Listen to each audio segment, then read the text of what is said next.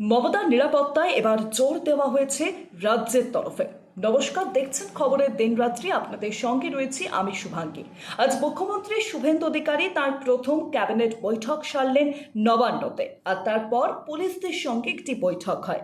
সেই বৈঠক থেকে মুখ্যমন্ত্রীর কড়া নির্দেশ প্রাক্তন মুখ্যমন্ত্রী তৃণমূল সুপ্রিমো মমতা বন্দ্যোপাধ্যায়ের নিরাপত্তা নিয়ে কোনো রকম যাতে আপোষ করা না হয়, একেবারে কড়া নির্দেশ জারি করেছেন শুভেন্দু অধিকারী মুখ্যমন্ত্রী। তিনি আরও বলেন, উনি অনেক ভুল কাজ করেছেন, কিন্তু গত 15 বছর তিনি এই রাজ্যের মুখ্যমন্ত্রী ছিলেন, সেই বিষয়টি কিন্তু মাথায় রাখতে হবে।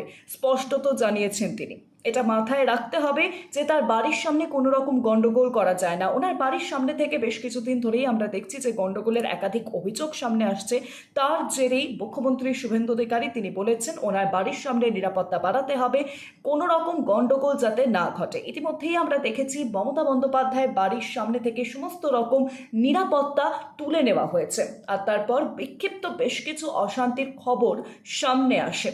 সেই আবহেই মুখ্যমন্ত্রী শুভেন্দু অধিকারীর তরফে এলো এই কড়া বার্তা, সৌজন্যের বার্তা।